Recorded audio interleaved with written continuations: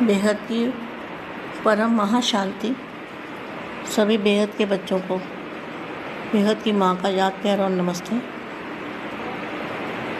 आज मैं कुछ बच्चों को समझाना चाहती हूँ। सबसे पहले हम दादाजी को याद करते हैं और दादाजी से कनेक्शन जोड़ते हैं ताकि हमारी आत्मा के अंदर पावर आ जाए।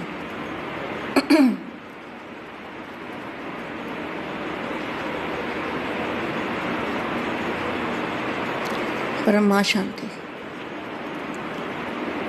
ये जो बताते हैं 5 विकार, काम, क्रोध, मोह, लोभ और अहंकार, 5 विकार हैं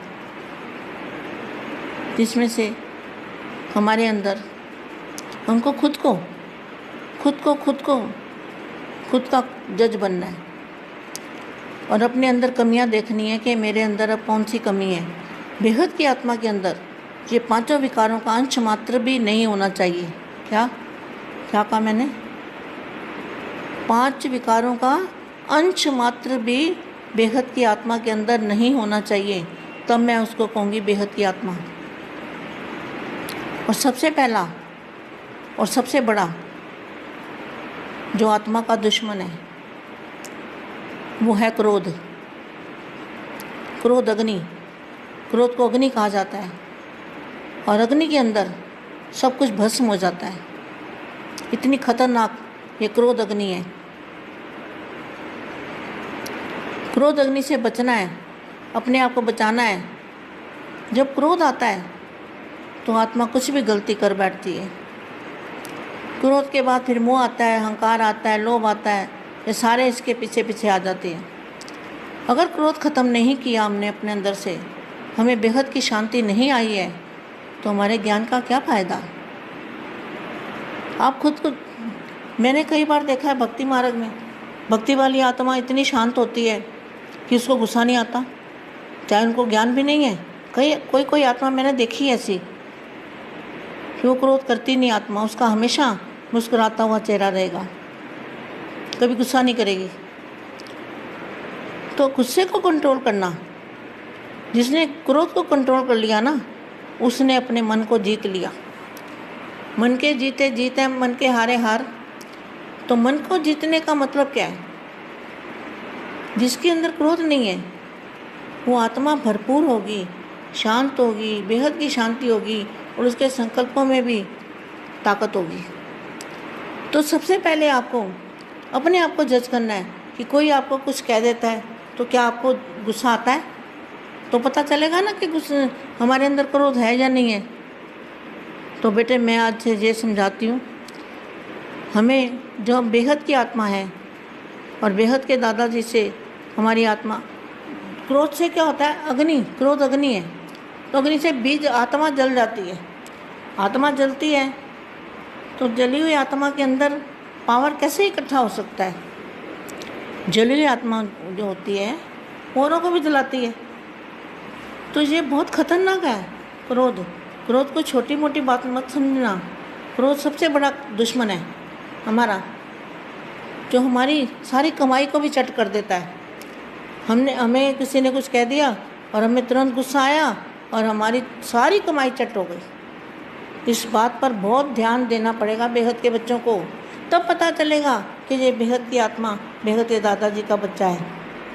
अगर हमने बाप को प्रत्यक्ष करना है तो सबसे पहला स्टेप यही है कि हमें कोई 10 बातें भी सुना दे, 10 बातें कह दे, और ऐसा नहीं अंदर से गुस्सा आएगा, अंदर से भी गुस्सा ना आए, इसको कहेंगे बेहद की आत्मा। अगर हमने अंदर से भी अंदर गुस्सा है और ऊपर से नहीं दिखा रहे तो इसका कोई मतलब नहीं है, आत्मा जल रही है। तो आत्मा ना जले इसके लिए क्या होगा, कैसे? तो अपने आप को जज बनो ना, अपने अंदर से सबसे पहले क्रोध खत्म करो। काम को जीत लिया, मोह को जीत लिया, लोभ को जीत लिया। तो अगर जो अपने अंदर, हमारे अंदर अगर क्रोध है, क्रोध अग्नि, तो हमारे अंदर अहंकार जरूर होगा। अहंकार होगा तो ही क्रोध आएगा, किसी बात का भी अहंकार, देवान का अहंकार, अपने धन दौलत का अहंकार, ज्ञान का अहंकार। ये भी ज्ञान का भी अहंकार है कि मैं बहुत ज्ञानी हूँ, मैं सबको ज्ञान देता हूँ, मैं ये करता हूँ, मेरा ज्ञान सब सुनते हैं। तो ये भी एक अहंकार है, मैंपन। कहीं भी मैंपन ना हो, बस दादाजी करा रहे हैं, दादाजी का कार्य कर रहा हूँ, दादाजी करा रहे हैं। हमेशा दादाजी को आगे रखोगे ना तो ही कामयाबी मिलेगी, तो ही मन शांत होगा। मन शांत होगा तो कर्मातीत अवस्था की ओर जाएंगे। सबसे बड़ा दुश्मन है हमारा। दाना खाक में मिलकर गुले गुलजार बनता है, तो क्रोध कैसे आता है? इसके ऊपर मैं एक कहानी छोटी सी बताती हूँ। कोई गांव में महात्मा जी आए थे। तो महात्मा जी आए तो सब लोग कहने लगे, बड़े पहुँचे हुए महात्मा जी हैं, चलो सब दर्शन करने जाते हैं, वो जो मांगो देते हैं, जो मांगो मिलता है, बड़े पहुँचे हुए महात्मा जी हैं। तो एक और भी महात्मा था उस गांव में जिसको लोग गुरु मानते थे। उन्होंने कहा, अच्छा इतना पहुँचा हुआ महात्मा है तो मैं भी चल के कुछ ले आता हूँ उनसे, मैं भी कुछ मांगता हूँ। तो वहाँ जाके बैठ जाते हैं बड़ी सभा में। तो उनको बोलते हैं, महात्मा जी मेरे को ना आग चाहिए, मुझे आग दे दो। तो उन्होंने बोला, आग तो मेरे पास नहीं है। नहीं महात्मा जी आपके पास आग है। बोले, नहीं है मेरे पास आग। अरे आग चाहिए तो चूल्हे में जाके ले लो ना, मेरे पास कहाँ आग है। फिर उन्होंने 4 बार 5 बार जब बोला, 6 बार बोला, 10 बार बोला, नहीं मुझे आपसे आग लेनी है। तो महात्मा जी ने क्या किया, डंडा लेके उसके पीछे पड़े। ठहर जा, मैं तेरे को बताता हूँ। तो वो जो गांव का गुरु था, महात्मा था, जो वहाँ रहते थे, उन्होंने बोला, महात्मा जी यही तो मैं आपसे मांग रहा था, यही तो आ गया आपके अंदर। जिसने अपनी क्रोध अग्नि को शांत किया उसने दुनिया को जीत लिया, ये सोच लो। तो मैं वाणी थोड़ी सी पढ़ती हूँ। आज ऊंचे थे ऊंचे, बाप क्या है, ऊंचे थे ऊंचे स्थान पर बेगत की सेवार्थ।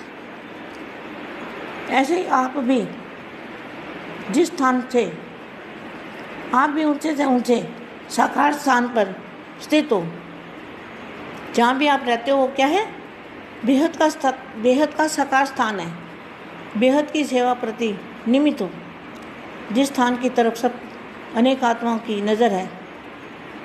जैसे बाप के यथार्थ स्थान को न जानते हुए, तो मतलब बाप के स्थान को यथार्थ नहीं जानते ना। तो कौन सा बाप है जिसको नहीं जानते, और कौन सा बाप है जिसको जानते हैं? वो तो आप सब बेहद के बच्चे जानते हो। जैसे बाप के यथार्थ स्थान को न जानते हुए भी फिर भी सबकी नज़र ऊंचे तरफ जाती है, ऐसे ही साकार में सर्व आत्माओं की नज़र इस महान स्थान पर जा रही है और जाएगी। कहाँ पर है? अभी इसी खोज में है। भगवान कहाँ पर है? अभी तक इसी खोज में है। समझते हैं कि कोई श्रेष्ठ ठिकाना मिले, लेकिन यही वह स्थान है। इसकी पहचान के लिए चारों ओर परिचय देने की सभी सेवा कर रहे हैं। यह बेहद का विशेष कार्य ही इस सेवा को प्रसिद्ध करेगा। मिलना है व पाना है तो यहाँ से, यही अपना श्रेष्ठ ठिकाना है। विश्व के इसी कोने से सदा का जिय दान मिलना है। जिय दान माना जीवन मुक्ति। इस बेहद के कार्य द्वारा यह एडवर्टाइजमेंट विशाल रूप में होनी है। जैसे धरती के अंदर कोई छिपी हुई व दबी हुई चीज़ें अचानक मिल जाती है तो खुशी खुशी से सब तरफ प्रचार करते हैं, ऐसे ही यह आध्यात्मिक खजानों की प्राप्ति का स्थान जो अभी गुप्त है, इसको अनुभव के नेत्र द्वारा देख ऐसे ही समझेंगे जैसे गवाया हुआ खोया हुआ गुप्त खजाना का स्थान फिर से मिल गया। धीरे धीरे सबके मन से मुख से यही बोल निकलेंगे, ऐसे कोने में इतना श्रेष्ठ प्राप्ति का स्थान, इसको तो खूब प्रत्यक्ष करो। विचित्र बाप, विचित्र लीला, विचित्र स्थान, यही देख देख कर हर्षित होंगे। वंडरफुल बात है, वंडरफुल कार्य है, यही सबके मुख से सुनते हुए रहेंगे। सदा काल की अनुभूति कराने के लिए क्या क्या तैयारियां की है। सब बच्चों को तैयारियां करनी है, अपनी स्टेज बनानी है, अपना परिवर्तन करना है।